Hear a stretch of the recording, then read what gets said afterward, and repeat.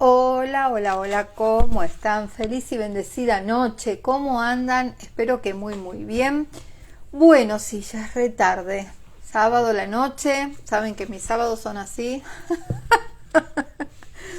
en casita, adentro. Y bueno, nada, hace un ratito terminé un hermosísimo en vivo con Pedro. Estuvimos hablando, bueno, del juego, a través de, bueno, un video que nos unió, como es el de Javier Wolkoff, el video, la clase recuerda, si no lo vieron, véanlo, está en YouTube para poder comprender un poco nuestro en vivo. Pero bueno, no quería dejar de pasar a leer un poquito y seguir avanzando en esta lectura que queda re poquito. Miren qué poquito que queda para terminar este maravilloso libro de Connie Méndez, Metafísica 4 en 1. Son 4 pequeños libritos muy potentes. Y bueno, estoy leyendo el volumen 1, ya queda muy poco para terminarlo. Miren, si no lo termino, sí, esta semana que entra, creo, si no lo termino el lunes, si tengo chance de leer el lunes, mañana, domingo y lunes, creo que ya lo termino. Así que hola Ale, buenas noches. Bueno, voy a empezar la lectura porque tengo re poco de batería también, así que no hice mucho tiempo a cargarla, lo cargué mientras comía algo. Y dije, bueno, voy a pasar a leer un ratitito antes de irme a descansar. Más que nada quiero leer porque tengo ganas de seguir avanzando. Y en este capítulo que es ¿quién es y quién fue el conde Saint-Germain? Así que voy a comenzar. Introducción. En esta modesta obra, la autora no pretende dar la última verdad respecto al conde Saint-Germain, ni el ascendido maestro Saint-Germain, siendo los dos una misma persona. El propósito es aclarar, en lo que sea posible, primero ciertos enigmas que quedaron en las mentes después de la desaparición del conde en el siglo XVIII. Segundo, comunicar ciertas revelaciones que nos han sido encomendadas y que verás al final del libro. Estas aclaratorias y revelaciones son además de gran valor para completar la enseñanza metafísica para la nueva era, que nos fue transmitida por el propio maestro Saint-Germain.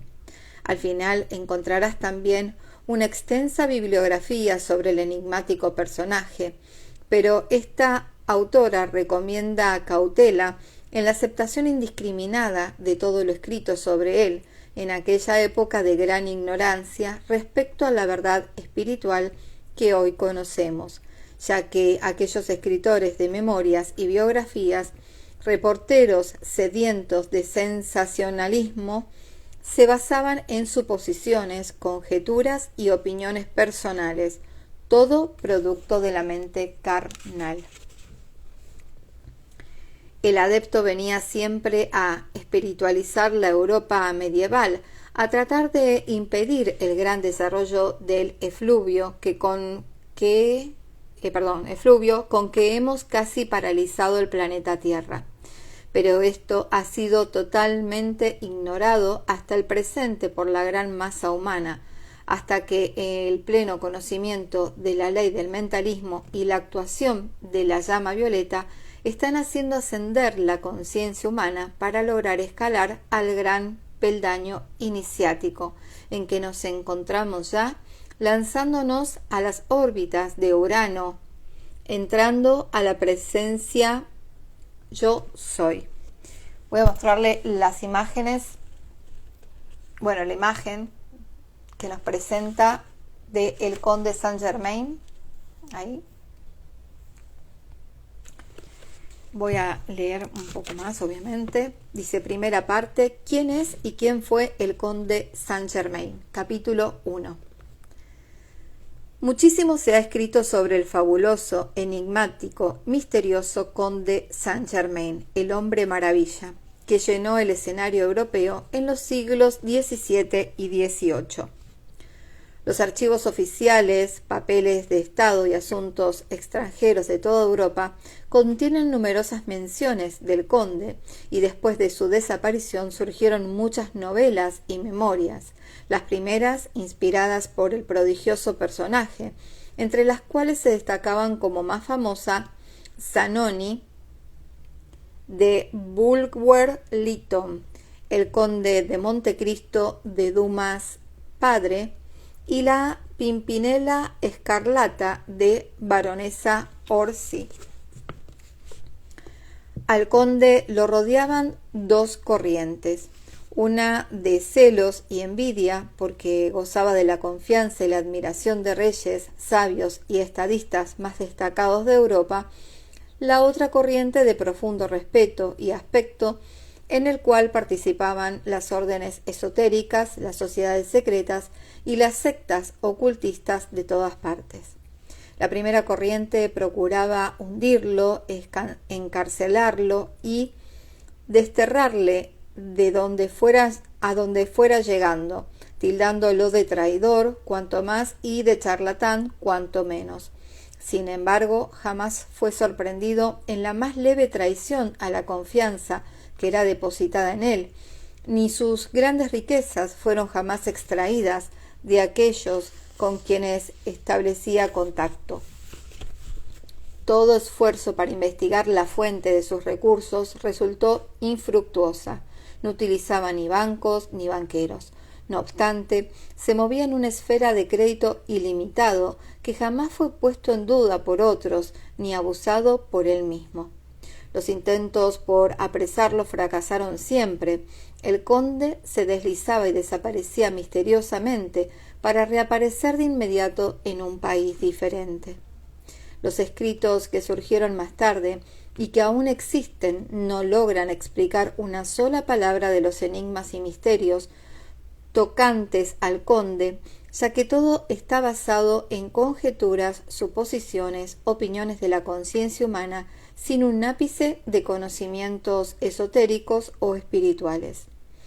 La verdad sencilla respecto al conde Saint-Germain es que era un iluminado, un adepto, un enviado especial de la jerarquía blanca para cumplir múltiples misiones con numerosísimas obligaciones. La historia repite a ciegas que nació el 26 de mayo de 1696, hijo del último soberano de Transilvania, Ferenc II Rákóczi, y la princesa Carlota Amadea de Hesse-Rheinfeld, en el castillo Rákóczi, en los montes Cárpatos. Perseguido por Carlos VI, quien lo destronó, Ferenc II quiso proteger a su hijo, el príncipe Rákóczi, y después de haber hecho circular la falsa noticia de la muerte del pequeño, lo envió a sus dependencias de Florencia al cuidado de Gian Gastone, el último de los Médicis. El príncipe era un mozo muy inteligente y adelantado espiritualmente. A los 14 años se destacó en el movimiento de francmasónico italiano, durante el tiempo en que seguía estudiando en la Universidad de Siena. Su padre era un patriota muy querido por su pueblo.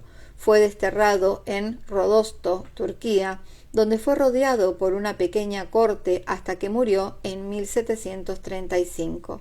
El príncipe acudió al lecho de muerte de su padre y luego fue enviado por el sultán en misión diplomática a Transilvania. Poco se sabe sobre el príncipe durante esos años. La historia húngara no lo trata con simpatía cuando lo llama hijo de una alemana que nunca vivió en Hungría, que creció alejado de la tradición Rákóczi, como un extraño en el pueblo de su padre, y en ese mismo año acusa por segunda vez su muerte temprana. Es importante que el estudiante se percate bien de todas las aparentes contradicciones para que vaya absorbiendo lo que la evidencia sugiere. A pesar de que se manifestaba como un muchacho adelantado espiritualmente, el príncipe jamás dio ninguna prueba de las facultades que más tarde desplegó. Sin embargo, en el año 35, a la muerte de su padre, cuando lo iba a reclamar el pueblo y la corte de Hungría, comienzan ciertos manejos extraños, que pronto iban a dar que hablar y que sin explicación posible para los testigos, por ejemplo, en los mismos momentos en que muere Ferences II, su hijo, el príncipe Rákóczi, es visto en Holanda estableciendo contacto con Sir Loane Rosacruz, prominente y presidente de la Royal Society en Londres. Cuando el sultán lo está utilizando en Turquía, el príncipe es huésped del Shah de Persia. El príncipe muere históricamente, públicamente, un año después de su padre, cuando los acontecimientos lo iban tal vez a atar a una vida oficial en Hungría, y apenas muere en Turquía o en Transilvania, aparece en Escocia, donde vive misteriosamente hasta el año 1745. De allí se traslada a Alemania y Austria con misiones industriales, de donde sale a estudiar alquimia en la India. No vuelve a aparecer hasta el año 58, cuando establece contacto con el mariscal Belle Isle del ejército francés, pero en todos estos años ha actuado bajo los nombres de Marqués de Montserrat, Conde Belliamer, Caballero Scoigin, Caballero Weldon, Monsieur de Sumont, perdón por mi francés, mi inglés, mi todo, y Conde Soltykov. Ha llegado el momento de comenzar su misión en París y se da a conocer por el mariscal Belle Isle con el nombre de Conde de Saint-Germain. El mariscal Belle Isle lo lleva a París, lo presenta a Madame de Pompadour, quien a su vez lo presenta al rey de Francia, y comienza a desplegarse la magia desconcertante del conde de Saint-Germain. Desaparece para siempre el príncipe Rákóczi, aunque la historia dice que para justificar su noble alcurnia ante el rey, le dijo en secreto su nacimiento y procedencia, lo cual fue de inmediato aceptado por su majestad. Capítulo 2. Habiendo nacido el príncipe Rákóczi en el año 1696, cuando en 1758 llegó a París, contaba 62 años. Sin embargo, representaba solo 30 años de edad. El mundo veía en él un joven y noble señor de modales exquisitos, de gran dignidad, de impecable cortesía. Su porte era militar y delgado, y de mediana estatura. Su cuerpo era asombrosamente bien formado, sus manos delicadas, sus pies, esperen que de vuelta la hoja, pequeños, sus movimientos elegantes, su cabello era oscuro y fino, sus ojos pardos. Una de sus biógrafas, la condesa de Mar, no se cansaba de ponderar: ¡qué ojos! Jamás los he visto iguales. Todo en él lo revelaba perteneciente a una muy antigua y noble familia. Vestía sombríamente, de corte impecable y de las mejores telas. Siempre llevaba medias de finísima seda. Por la magnificencia de sus joyas se le juzgaba inmensamente rico. Se rumoreaba el crédito ilimitado que gozaba en todos los bancos del mundo, y se cuchicheaba el lujo fastuoso en que vivía. Se aseguraba que ostentaba 2 valets de pie y 4 lacayos uniformados en color tabaco con galones de oro.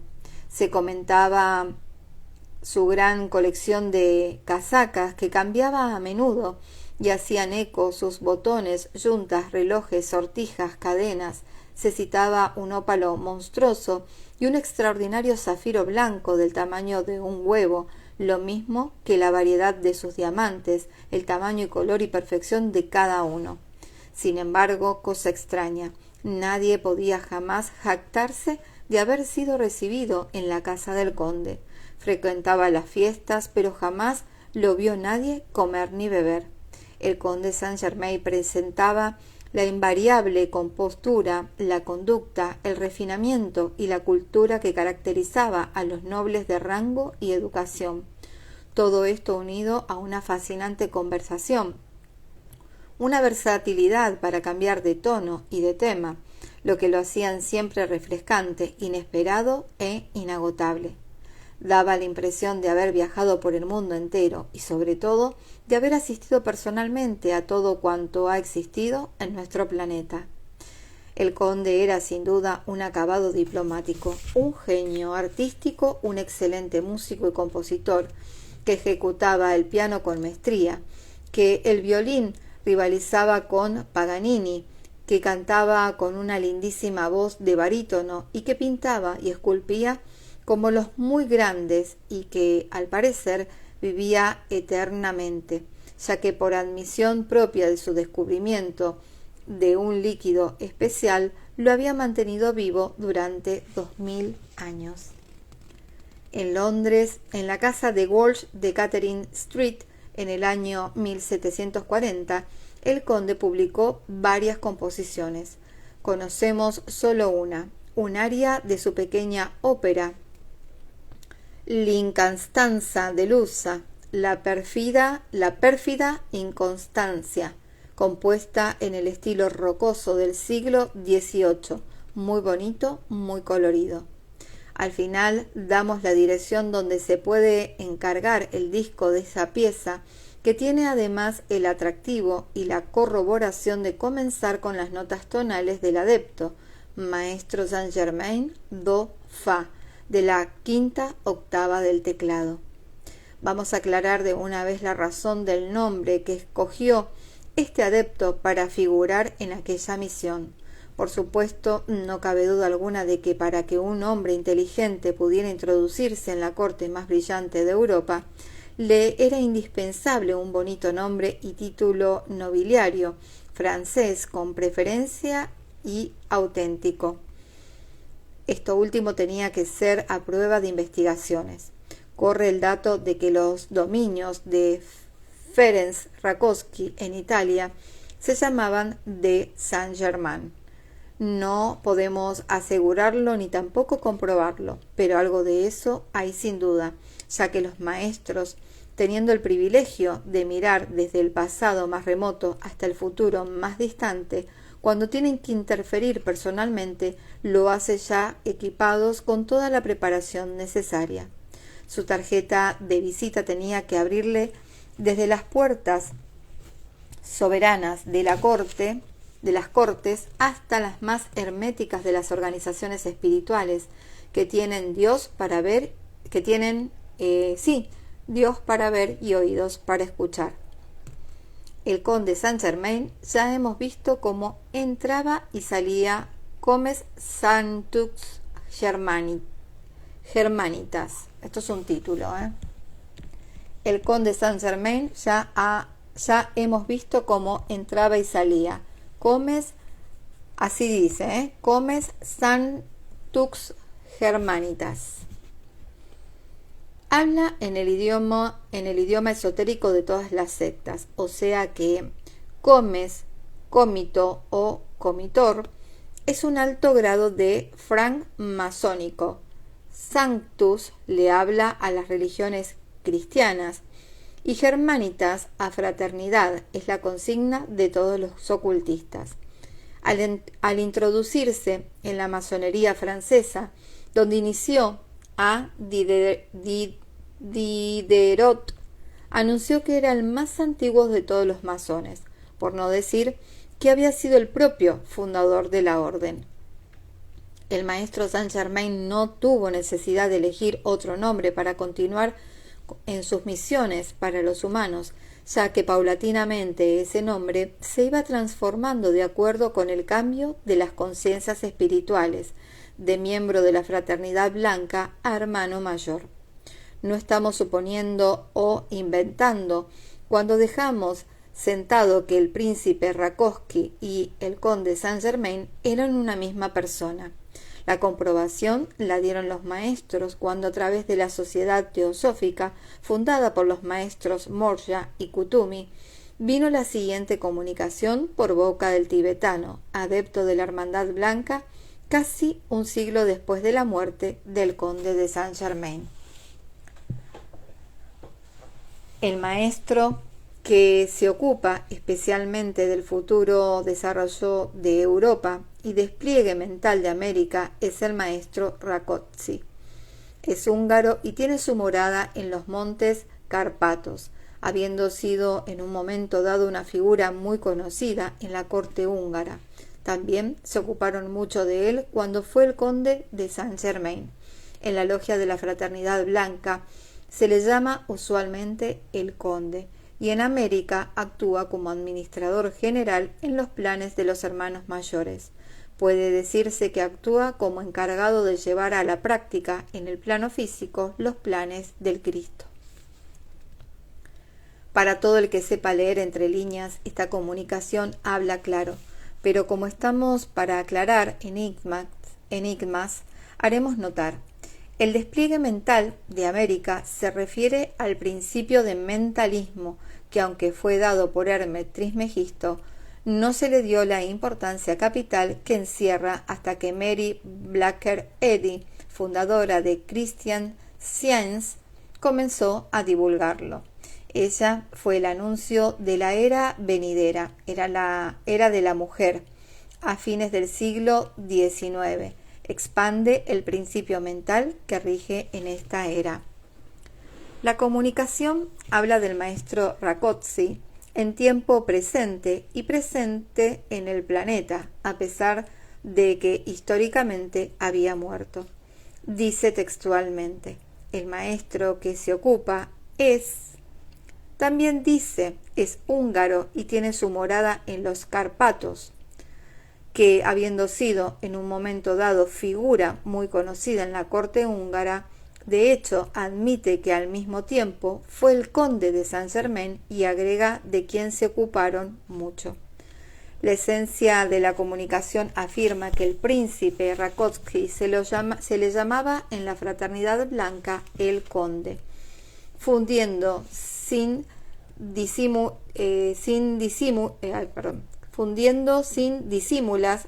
a las dos entidades. Luego admite que el conde es el instrumento de la hueste ascendida en el continente americano y finalmente deja entrever lo que para la fecha de la comunicación no se había divulgado aún, que el maestro Saint-Germain iba a ser el avatar de esta era de Acuario, trayendo a la práctica en el plano físico, o sea, manifestándose el Cristo de la era, como se manifestó en la era inmediata anterior, el Maestro Jesús. Los adeptos no tienen necesidad alguna de reencarnar para poder circular en la tierra y entre los hombres, si es que tienen que entrar en nuestra atmósfera por un tiempo corto. Hacen descenso el cuerpo etérico y por consiguiente visible a nuestros ojos físicos. O si es que tienen que cumplir una misión de larga duración, digamos que de unos meses o unos años, ocupan un cuerpo prestado, lo cual requiere el gasto de mucho menos energía que el sistema anterior. No es nada práctico renacer de un vientre de mujer volviendo con la conciencia envuelta y sin memoria, además de tener que esperar tantos años para alcanzar la edad adulta y para cumplir una misión de altura. La transfiguración, o sea, la ocupación de un cuerpo prestado, es el trasplante de un espíritu o ego en el cuerpo de un iniciado que esté dispuesto a ceder su cuerpo en vida en el momento de morir. Este cuerpo ha de ser absolutamente sano y el ego que lo habita tiene que ser adelantado, ya que las altas vibraciones del espíritu que lo ocupará son muy fuertes. El trasplante se hace gradualmente. Es de suponer que el maestro ocupó el cuerpo del príncipe Rákóczi en aquellos momentos en que se le declaró muerto. Es posible que así le haya aparentado a los que lo rodeaban. Nada de extraño tendría que el maestro hubiera fingido morir, ya que sabemos de otras dos ocasiones en que así lo hizo. El adepto que ocupa un cuerpo prestado tiene todo el poder para reformar la estructura atómica de ese cuerpo, de manera de adaptarlo a sus propias necesidades. Por esa razón, el conde Saint-Germain no tenía necesidad de comer ni de beber, ya que disponía de la sustancia universal que obedece instantáneamente e incondicionalmente las órdenes de un maestro. El propio maestro Saint-Germain ha admitido haber ocupado unos 40 cuerpos prestados en diferentes ocasiones y por diferentes propósitos o misiones en la tierra. Sabemos uno de estos fue el cuerpo de San José, esposo de María Virgen. Misión más delicada y misteriosa no ha habido nunca que sepamos. Después de 2000 años y pico, aún se ignora la completa verdad. Otra ocupación de cuerpo prestado fue el del almirante Cristóbal Colón, destinado a encontrar, sin perderse ni naufragar, el nuevo mundo anunciado por el Maestro Jesús, donde debían desarrollarse tantas nuevas dimensiones y conciencias. Sabemos por un antepasado de esta autora, íntimo amigo y compañero de viajes de Colón, que eran ocultistas los dos, lo cual da margen para deducir que poseían los dos poseían un grado avanzado de conocimiento y que Colón podía muy bien haber prestado su cuerpo al adepto, que lo llevó al éxito en sus viajes al mismo tiempo que cumplía los planes de la jerarquía blanca, como atestiguan los archivos planetarios del Royal Teton de Norteamérica y Machu Picchu en Sudamérica. Una tercera ocupación parece haber sido la del libertador Simón Bolívar, ya que las actuaciones del maestro Saint-Germain siempre han sido un pro de la liberación de humanos, de naciones, de ideas y de almas. Esta hazaña de Bolívar, con toda la gloria y la importancia que se le da y que merece, no ha sido aceptada en toda su magnitud. Escalar los picos nevados de la cordillera de los Andes sin caminos, liberar sin armas ni soldados de escuela, fueron una serie de milagros característicos del conde Saint-Germain y el maestro Saint-Germain. Hola María Elena. Bueno, hola a todos los que se vayan sumando ahora. Ya leo un poquito más y dejo, porque tengo poca batería y porque, bueno, ya también estoy un poco cansada. Pero me gusta leer. Y aparte, bueno, quería leer un poquito de Saint-Germain. Capítulo 3. Voy con este y dejo. Asombraba a todo el mundo la memoria extraordinaria del conde Saint-Germain. Repetía páginas enteras después de una sola ojeada. Hablaba sin acento alguno en alemán, inglés, italiano, portugués, español, francés, griego, latín, árabe, chino, hebreo, caldeo, sirio, sánscrito, muchos dialectos orientales, y leía el cuneiforme babilónico y los jeroglíficos egipcios, todos con absoluta maestría. El conde era ambidiestro, podía escribir con ambas manos a la vez. Las dos mitades de su cerebro eran independientes, ya que con una podía escribir un soneto y con la otra una carta de amor. Aunque jamás hizo alarde de sus poderes ocultos, el conde actuaba espontáneamente como un mago blanco, un cabalista, un hermetista, un alquimista, un iluminista, un templario, un gnóstico, un francmasón y un rosacruz. Era clarividente, claroaudiente, viajaba astral, etérica y cósmicamente. A veces no se le veía en 3 días.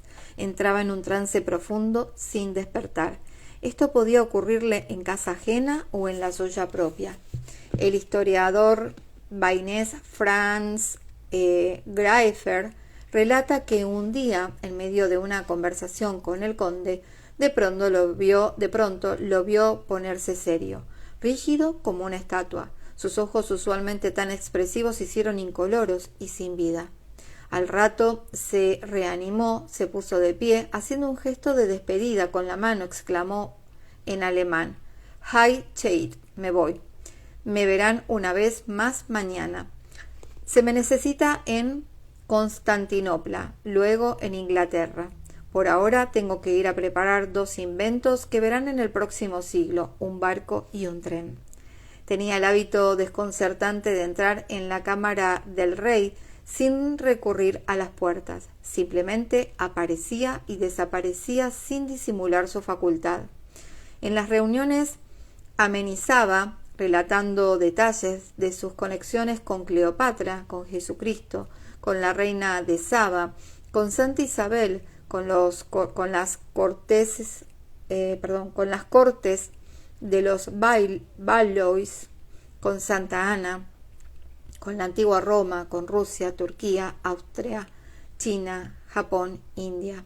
Tan pronto imitaba a Francisco I como revelaba altos secretos de Luis XIV, y de todo hablaba con mayor aplomo del que desplegaría el propio encargado de negocios de cada personaje. En una ocasión en que relataba un episodio muy remoto, se detuvo con un pequeño aire de contunción y le dijo a su valet de pie: «Fue así el asunto, ¿no, Roger?». Y Roger respondió: «El señor conde olvida que yo solo tengo 400 años con él. Eso ha debido ocurrir en tiempos de mi predecesor». Sí, está en predecesor. Por lo cual preguntábamos entonces, ¿en dónde coloca a Roger con respecto a la teoría del nacimiento del castillo de Rakowski? Por supuesto que todos estos prodigios son catalogados por la humanidad corriente en términos de magia blanca o negra, según sea buena o mala. Pero como todo tiene una explicación perfectamente natural y los seres humanos heredamos el mismo derecho legado por el Padre, divino creador nuestro, será bueno que se aclare el misterio de cada uno de los enigmas anteriores.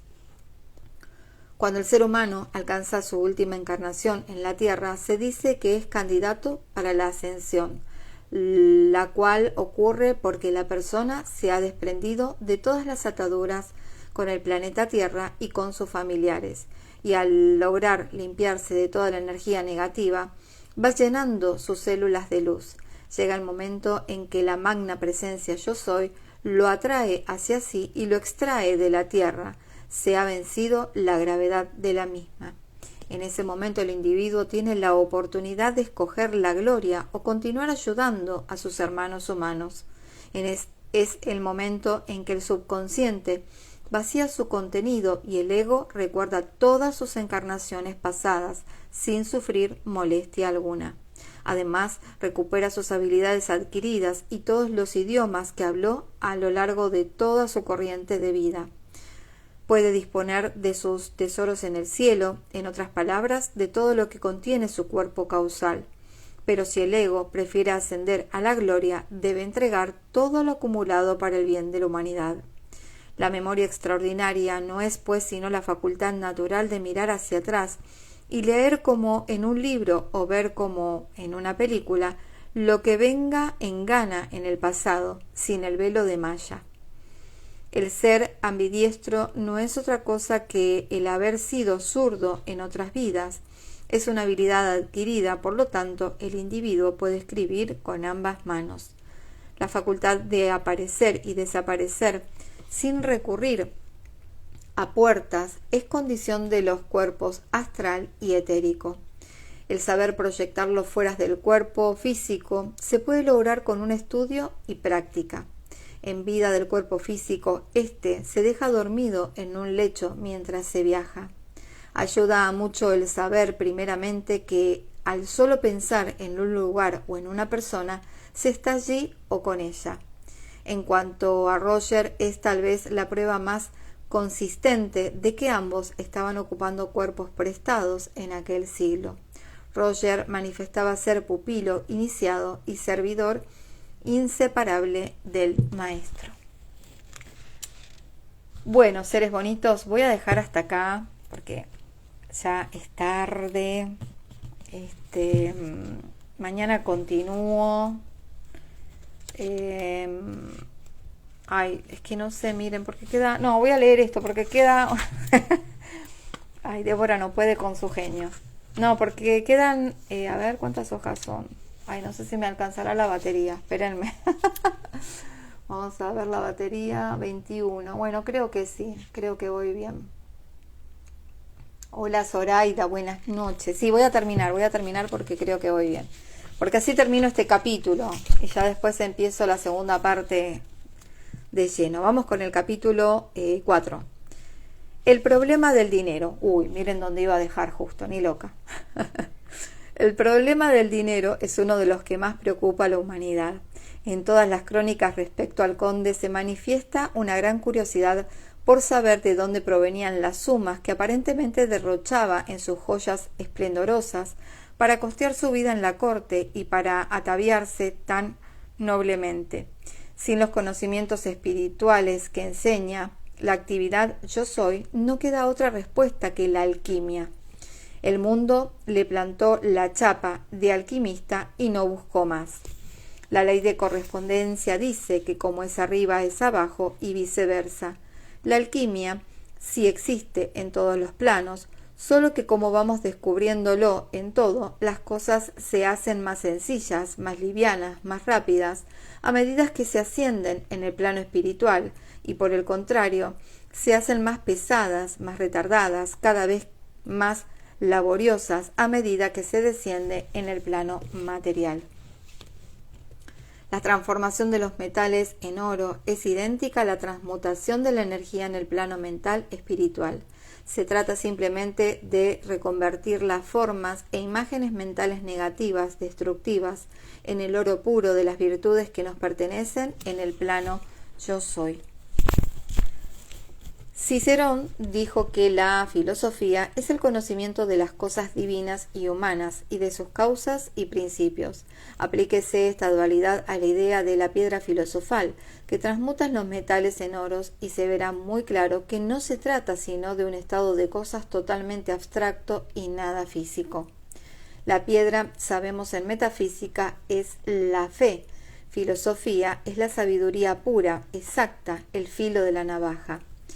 La alquimia es, pues, primero espiritual y muy al final material, pero no se puede aprender de abajo para arriba. El que sabe transmutar la energía por medio de la llama violeta, primero y luego por medio de las demás llamas, ha encontrado la piedra filosofal. Irá transmutando la acumulación de energía que le impide manifestar el oro de la abundancia en su vida. Generalmente los alquimistas eran seres muy sabios, muy versados en las ciencias más ocultas. Los signos cabalísticos que empleaban eran fórmulas y ecuaciones muy profundas. Sus jerigonzas eran tapadizos para que los neófilos no se pusieran a experimentar con sustancias peligrosas, ya que los curiosos leen y le dan una interpretación totalmente errada lo que leen, sobre todo en lo espiritual, porque solo hacen caso a la letra muerta. Es verdad que ante los propios ojos de Jacques Casanova de Saint-Gall, el conde tomó una moneda de 12 centavos, la expuso a cierta llama hasta que se volvió roja, y cuando se hubo enfriado se la entregó a Casanova. Tan grande fue el asombro de éste al constatar que era oro puro, que expresó la duda de que Saint-Germain hubiera tal vez cambiado una moneda por otra. El conde simplemente le contestó: «El que duda de mis conocimientos no merece hablar conmigo», y le mostró la puerta. Para un ser de la talla del conde de Saint-Germain existen todas las posibilidades. Un iniciado, un adepto, un maestro de esa magnitud no encuentra dificultad alguna para transformar un centavo en una pieza de oro, cuando solo tiene que alargar la mano y extraer del aire el oro que le sea menester. Esta verdad no la puede ni creer ni comprender sino aquel que se haya percatado del principio de mentalismo hasta el punto de hacer conciencia de él. Por haber sido totalmente ignorado hasta el siglo pasado, es que el mundo se llenó de alquimistas que buscaban oro por el camino fácil, ignorando la verdad. Ya estamos en el peldaño en que muchos van a constatar el hecho de que si visualizan una plena llama dorada bajando de la presencia y sintiendo gratitud por ello, no tardarán en precipitar toda la sustancia que les sea posible. Este es un paso en la alquimia espiritual y no puede fallar. Hay que aclarar un punto vital, sin el cual no actúa la alquimia espiritual. La presencia yo soy no puede hacer descender su sustancia dorada al ego inferior, a menos que el canal se encuentre limpio. Limpio significa no entorpecido por la amargura. Esta amargura la forman las críticas, la chismografía, la mala voluntad, el rencor, el recuerdo constante de los males pasados, las emociones violentas. La forma más práctica de lograr un ánimo ecuánime en todo momento es esforzarse para no dejarse afectar por ninguna circunstancia lastimosa o impaciente. Cuida tu alegría y tu buen humor, ya que toda pérdida de paciencia, toda consideración con el error te será cobrado con creces. No solamente porque falta tu receptividad del bien, no solamente porque afecta tu receptividad del bien que desea darte tu presencia yo soy, sino porque cuando llegas a estas alturas de alquimia espiritual, tus cambios de ánimo, tus fluctuaciones emocionales afectan destructivamente a todo tu ambiente y a tus familiares y relacionados, y si eres jefe de un grupo, a todo tu grupo. Para evitar este peligro, es mejor no asistir donde estén ocurriendo cosas tristes, negativas y dramáticas. Ya la persona que se halla en esta octava ni es menester que visite enfermos o que haga paces colocando las manos o que contacte directamente ninguna especie de problema. Su tratamiento universal del yo soy llega a todas las latitudes. Su tratamiento tiene que ser a distancia, porque muchas veces el practicante encontrará que sus vibraciones son demasiado fuertes para el enfermo. Capítulo quinto y último. El Landgrave Carlos de Hesse-Kassel, duque de Hildesheim, emparentado con el príncipe Rákóczi por la madre de este, la princesa de Hesse-Rheinfeld, era un ocultista muy adelantado, íntimo amigo del conde y tal vez el único que conocía toda la verdad respecto a él. La muerte del conde de Saint-Germain en el castillo del duque Carlos en Suecia el 27 de febrero de 1784 es tan falsa como su nacimiento en Transilvania, pero no era la primera vez que el maestro desaparecía de la circulación sin dejar tumba ni lápida, como veremos más adelante. Por algo dijo Voltaire en una carta a Federico el Grande: el conde Saint-Germain es el hombre que nunca muere y que todo lo sabe. El duque Carlos quemó todos los papeles del conde después de que éste desapareció, quedando únicamente el manuscrito de Muy Santa Trinosofía, un libro que dejó escrito el conde de Saint-Germain. Intrigada, Madame Blavatsky, 2 siglos después, hizo un comentario en la Sociedad Teosófica. ¿No es absurdo que un hombre de la notoriedad de Saint-Germain haya sido enterrado sin pompa ni ceremonia, sin supervisación oficial, sin el registro policial que siempre interviene en los funerales de los hombres de rango? ¿Dónde están estos datos?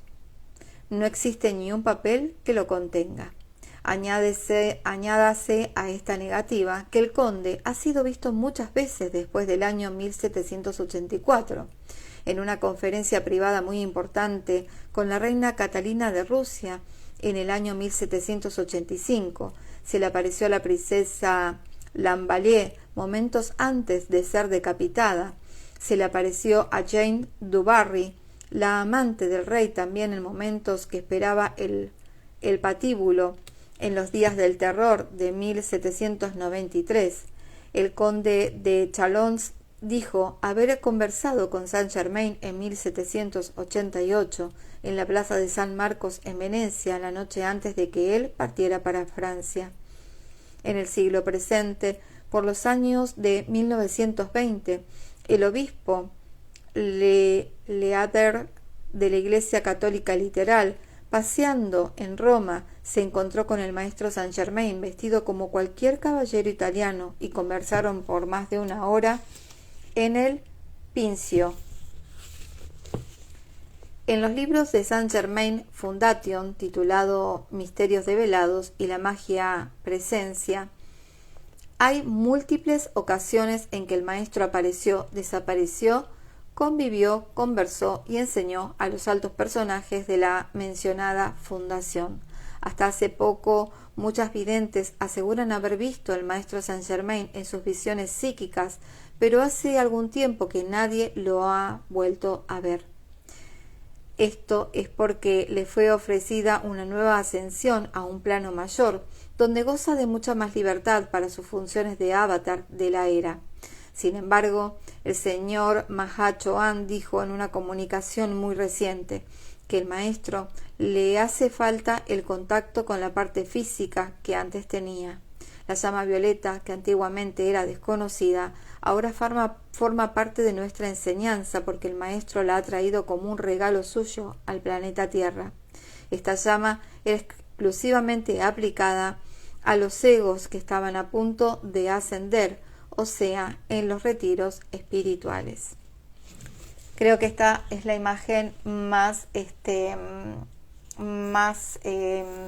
vista, quizás, ¿no?, de Saint Germain, que más se lo conoce, digamos, en los libros mismos de él o imágenes que se puedan buscar por internet.